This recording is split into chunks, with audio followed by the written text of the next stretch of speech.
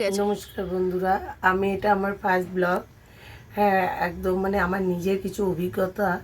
আমি গত 25 তারিখ রাতে বেরিয়েছিলাম মহাকুম্ভে যাওয়ার জন্য। ওই আগে স্নান করব তাই। আর 26 তারিখ বাই কারে বেরিয়েছিলাম। 26 তারিখে রাতে পৌঁছেছি বেনারস। সেবার ওখানে গিয়ে যা যা অভিজ্ঞতা হয়েছে, এই অভিজ্ঞতাগুলো তোমাদের কাছে শেয়ার করার জন্যই আমি এই ব্লগটা করছি। ভালো লাগলে তোমরা শেয়ার করো, লাইক করো, কমেন্ট করো। আচ্ছা, আমরা 25 তারিখ রাতে এখান থেকে বেরিয়েছি রাত্রি 11টায়।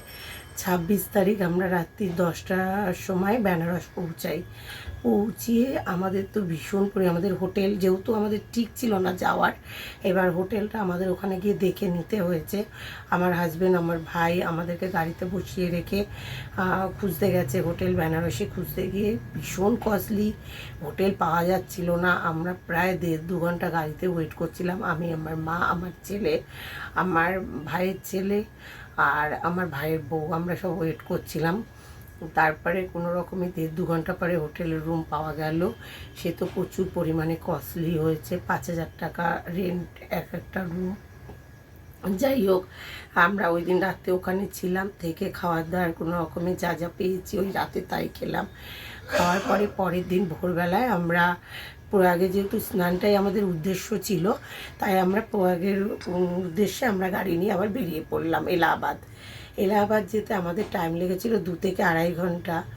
কিছুটা পথ যাওয়ার পরে, প্রায় 50-60 কিলোমিটার যাওয়ার পরে আমাদের আর গাড়ি প্রায় আটকে দিয়ে বলা হচ্ছে যে এখানে আমাদের নেমে পড়তে হবে। নেমে পড়ে গাড়ি পার্কিংয়ে রেখে তারপরে আমাদেরকে চলে যেতে হবে ওদের ওখানকার যে বাসগুলো দিচ্ছে ওই বাসে। এবার তো ওখানে বলে না যে কেউ খারাপ থাকলে আবার কেউ ভালোও পাওয়া যায়, ওই রকম একজন বিএসএফ আমাদেরকে রাস্তা দেখিয়ে দিল, বলে এইভাবে যান, দেখবেন কিছুটা গেলে পারে হয়তো আপনাদের কম হাঁটতে হবে। তারপরে আমরা ঠিক ওইভাবেই গেলাম। যাওয়ার পরে আবার গ্রামের পথ ধরে, মানে ভীষণ সরু রাস্তা, সেই চারিদিকে প্রোটেকশন দেওয়া পুলিশ গার্ড বিএসএফ রয়েছে। সেই মধ্যখান থেকে আমরা গিয়ে আমরা প্রয়াগে পৌঁছেছি। তখন বাজে বিকেল 4:30 পরে ওখান থেকে যেখানে পার্কিং ছিল আমাদের, সেই পার্কিংয়ের থেকে আমাদের আবার অটো করে যেতে হয়েছে স্নানের 22 নম্বর গেটে আমাদের অটোটা দাঁড় করিয়ে দিয়েছিল। ওখান থেকে প্রায় 3 কিলোমিটার আমাদের হাঁটতে হয়েছে। হেঁটে আমরা গিয়ে স্নান যখন করেছি ভালোই করেছি। স্নান টান সেরে আমরা ওখান থেকে যখন আবার রওনা দিয়েছি 7:30 আমরা আবার বেনারসে এসে পৌঁছেছি। প্রায় রাত তখন 11টা হয়ে গেছে। সেদিন আর বেনারসে কাশী বিশ্বনাথ মহামন্দিরে পুজো দিতে পারলাম না। পরের দিন ভোরবেলা কাশী বিশ্বনাথের মন্দিরে পুজো দিলাম। সেখানেও এক অভিজ্ঞতা হলো, বিরাট লাইন রাত থেকে। সে আমরা গিয়ে কিভাবে কি করলাম, কিভাবে পুজো দিলাম, সেটা নয় আমি তোমাদের সাথে পরেই শেয়ার করছি, ওটা একটা নেক্সট ভিডিওতে করব। আর এটাই বলতে চাচ্ছি যে আমরা আসার সময় ফেরার পথে কুম্ভ থেকে যে আমরা ফিরছি প্রয়াগ থেকে, সেই ফেরার পথে আমাদের সবার যা অভিজ্ঞতা হয়েছে, সেটাই আমি মেন উদ্দেশ্য তোমাদেরকে বলার জন্য। যে তোমরা যদি মা বাবা দাদা ভাই বোন যারা আছো, সব আমার বন্ধু বান্ধবরা যারা যদি যেতে চাও, তাদের কাছে একটাই উদ্দেশ্য যে এই মুহূর্তে প্ল্যান থাকলে তোমরা কেউ যদি যাও, তাহলে তোমরা ওই শাহী স্নানের দিনগুলো, ডেটগুলো তোমরা ক্রস করে যাও।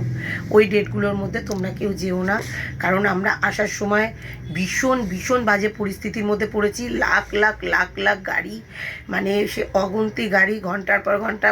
যেমন আমাদের গাড়ি 12 ঘন্টা আমরা এক জায়গায় পুরো স্টিল নাও দাঁড়িয়েছিলাম। ভীষণ পরিমাণে খারাপ অবস্থা হয়ে গেছিলো। আমার ভাইয়ের ছেলেটা একদম ছোট, তাকে নিয়ে আমরা ভীষণ বাজে পরিস্থিতি। শুধু আমরা বলে নয়, লাখ গাড়িতে যত লাখ লোক, তাহলে কত লোক থাকতে পারে।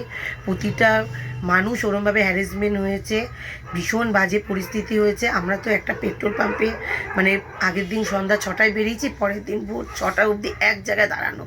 ওখান থেকে আস্তে আস্তে কোনো রকমে মানে ঠাকুরের কৃপায় জ্যাম কাটিয়ে একটা পেট্রোল পাম্প ধরে ওখানে এসে রিকোয়েস্ট করে সেখান থেকে কিভাবে পথ বার করা যায় জেনে আমরা গয়াতে এসে পৌঁছেছি। গয়াতে একদিন স্টে করতে হলো আমাদের, কারণ চারিদিকে সব রাস্তা ব্লক, কোনো জায়গায় কোনোভাবে আমাদের আসার উপায় ছিল না। তারপরে আমরা কোনো রকমভাবে গতকাল মানে আমাদের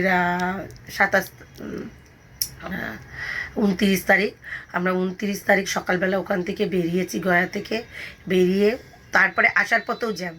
আমরা ভোর 3:30, 30 তারিখ ভোর 3:30-র সময় আমরা বাড়ি এসে পৌঁছেছি। তাই তোমাদের সবার কাছে আমার একটাই রিকোয়েস্ট, আমি হাত জোর করে বলছি, যদি তোমরা শাহী স্নানে যাও, ওই শাহী স্নানের ডেটগুলো বাদ দিয়ে তোমরা সবাই যাও। কেননা কত মানুষের যে প্রাণ গেছে, কত মানুষ কাতারে কাতারে মানে মারা গেছে, অসুস্থ হয়েছে, ধারণার বাইরে। এতদিন আমরা টিভিতে দেখেছি, পেপারে পড়েছি, কিন্তু এখন আমরা নিজে সম্মুখীন হয়েছি। তাই সেই অভিজ্ঞতায় বলছি, তোমাদের কাছে হাত জোর করে বলছি, তোমরা যদি যাবে মনে করো, শাহী 3টে যে ডেট আছে শাহী স্নানের, ওই ডেটগুলো বাদ দিয়ে তোমরা যেও। এই বলে আমি আমার ছোট্ট ভিডিওটা শেষ করছি।